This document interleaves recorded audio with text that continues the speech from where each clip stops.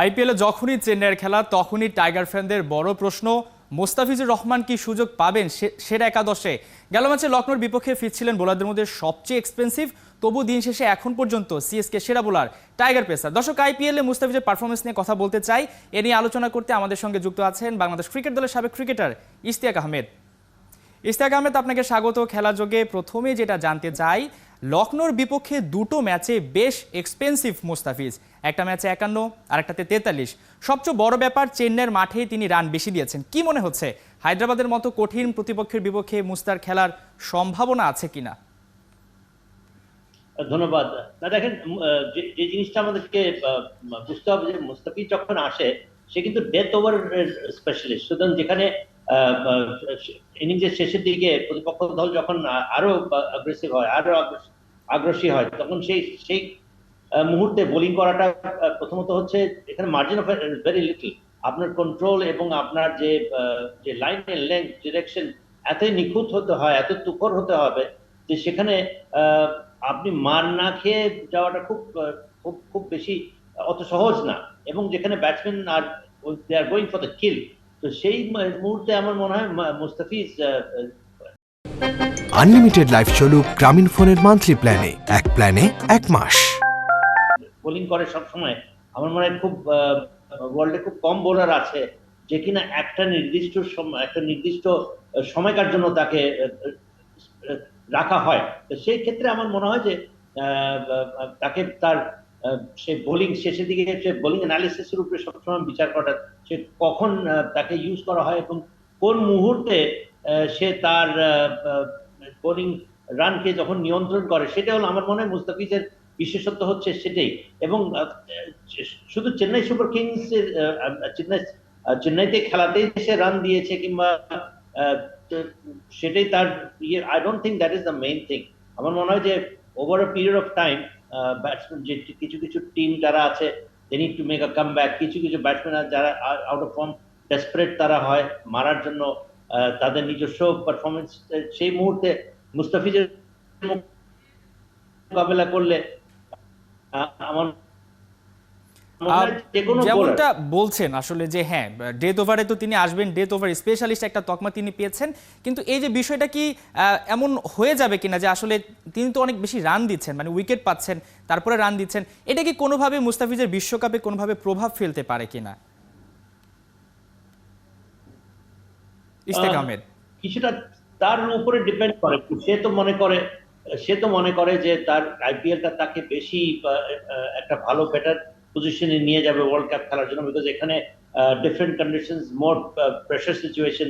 জাতীয় দলে খেলার সময় তার অতটা প্রেশার সে অনুভব করে না যত না আইপিএল খেলেছে, এবং সেখান থেকে সে অনেক কিছু শেখার আছে, অনেক কিছু অর্জন করার আছে। এবং এখানে যদি ভালো খেলতে পারে, সে ওয়ার্ল্ড কাপে ভালো খেলতে পারবে, ইন্টারন্যাশনাল ইভেন্টসে ভালো খেলতে পারবে। যতদিন পর্যন্ত সে তার এখানে তার যদি বজায় রাখার চেষ্টা করে, শিওর যে কোনো বোলার যে কোনো সময় মার খেতেই পারে। এবং সেখান থেকে how he makes a comeback, যদি সে অন্যান্য পরের খেলাগুলো যদি সে খেলে, সেখানে নিশ্চয়ই সে চেষ্টা করবে how to improve from the last game, how to improve from previous game, how not to give away so many runs, কিভাবে তার ভেরিয়েশনস গুলো অ্যাপ্লাই করবে। এইগুলো কিছু কিছু জিনিস যেখানে চেন্নাই সুপার কিংস এর মতো একটা টিমের সাথে বসবে, পরামর্শ করবে, তাকে গাইড করবে। মহেন্দ্র সিং ধোনির মতো একজন একজন চৌকস একজন খেলোয়াড়, তার অধীনে সে অনেক কিছু শেখার এখানে রয়েছে। ইভেন হয়তোবা এই আইপিএল তার ভালো না গেলেও আমার বিশ্বাস যে যখন ওয়ার্ল্ড কাপ আসবে সে পুরোপুরি ভাবে তৈরি এবং প্রস্তুত থাকবে। তার ফিটনেসটা যদি সে বজায় রাখতে পারে, সে থাকতে পারে fit until the world cup. আমরা সেই প্রত্যাশা অবশ্যই রাখি, যেমনটা আসলে চেন্নাই সুপার কিংস তার উপর প্রত্যাশা রাখছে। আরেকটা ব্যাপার হচ্ছে, চেন্নাই সুপার কিংস নিশ্চয়ই চাইবে যে এই ম্যাচেও মুস্তাফিজ কামব্যাক করুক এবং যেই দুটো ম্যাচ মুস্তাফিজ খেলবে খুব ভালো একটা পারফরমেন্স দিয়ে তারপর তিনি আইপিএল থেকে সরে জিম্বাবুয়ে সিরিজে জয়েন হোক। এই যে একটা বিষয় হচ্ছে যে তার উপর যে দিন দিন প্রত্যাশাটা বাড়ছে, নিশ্চয়ই টাইগাররাও সেই প্রত্যাশাটা অনেকটা বাড়িয়ে নিয়েছে। কোনোভাবে কি মুস্তাফিজের অতি প্রত্যাশায় আত্মবিশ্বাসে ঘাটতি হতে পারে কিনা? না, আমার মনে হয় বাংলাদেশের প্রেক্ষাপট যদি আমরা দেখি, বাংলাদেশে এখন যারা যারা নিউ বল বোলার, তাসকিন, শরীফুল, এদিক দিয়ে আমার মনে হয় যে ইবাদত হতে বানাই ইয়ে থাকবে, তানজিম হাসান তামিম, সাকিব থাকবে এবং হাসান মাহমুদ থাকবে, এরাও কিন্তু যথেষ্ট ম্যাচিওর্ড হয়ে গেছে বাই নাও। আমার মনে হয় for Mustafiz to straight away walk in the national team আগে যেরকম ছিল সেরকম না। আমার মনে হয় Mustafiz will have to fight, এবং তাকে যতই সে আইপিএল এ ভালো খেলুক না কেন, when he comes to play for the national team, সে মনে করতে পারে যে আইপিএল এর প্রেশার বেশি, ন্যাশনাল টিমের প্রেশার কম। বাট আমার মনে হয় ন্যাশনাল টিমে এখন যে রিসোর্সেস রয়েছে তার জন্য আগে যেরকম সে he was an automatic choice, he is no man an automatic choice. কারণ আমাদের বর্তমান ফাস্ট বোলিং, যেটা আমাদের ব্যাটারি অফ ফাস্ট বোলার্স রয়েছে, তাদের অনেক অবদান রয়েছে। তারা আমার মনে হয় যে they are bowling as a pack, এবং এখানে to really cement your place here you really have to perform lot better. মুস্তাফিজকে আইপিএল এর obviously it will motivate him. আমি মনে করি তার প্রথম জিনিসটা হচ্ছে তাকে 100% ফিট থাকতে হবে, এবং সেটা যদি হয় আমার মনে হয় সে অনেকখানি একটা দাবিদার হবে নিশ্চয়ই প্রথম সারির ন্যাশনাল টিমে অন্তর্ভুক্ত হওয়ার জন্য। নিশ্চয়ই সেটা আমরাও প্রত্যাশা করি।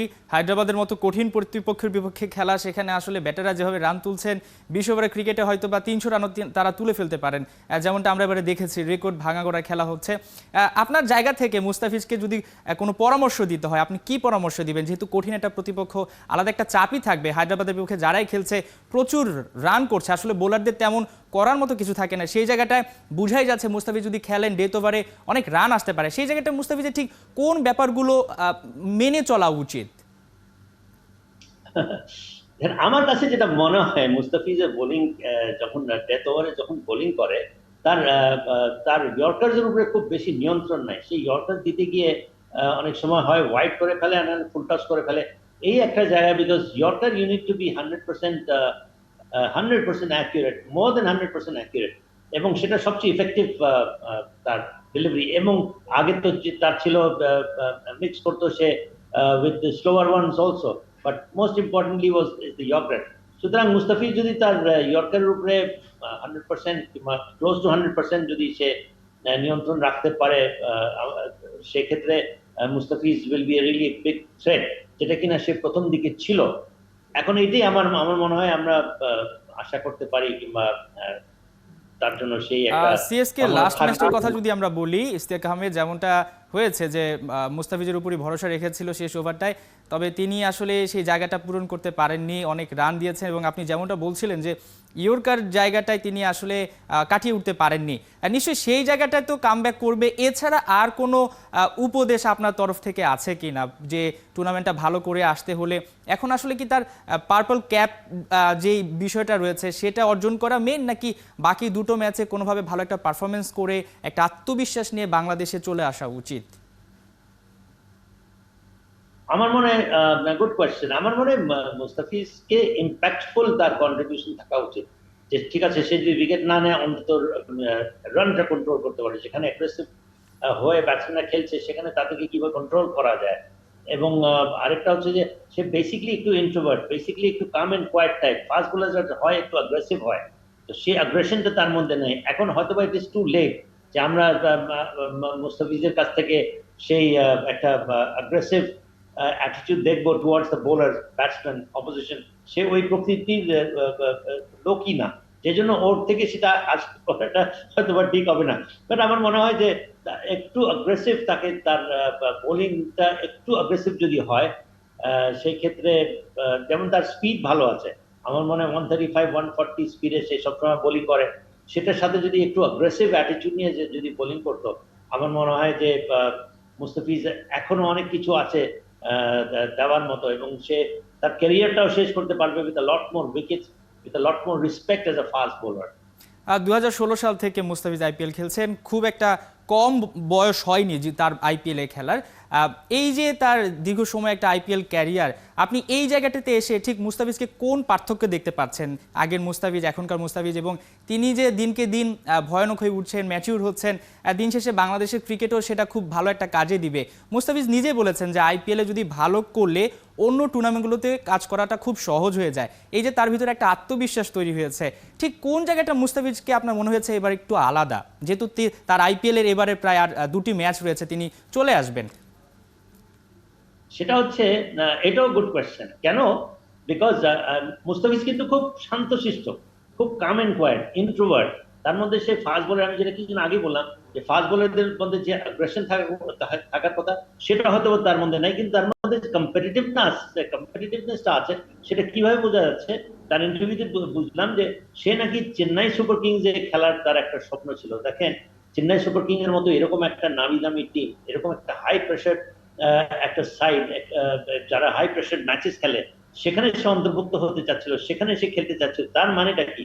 তার মানেটা হচ্ছে যে he is thinking of playing in a very tough environment. That means he must be mentally tough. বাইরের থেকে হয়তো বা তাকে অতটা মনে হয় না, বাট এখানে অ্যাপিয়ারেন্স ক্যান বি ডিসেপটিভ আমরা বলি না, যে সেখানে তাকে এখানেই সে প্রমাণ করেছে যে হি ইজ মেন্টালি টাফ।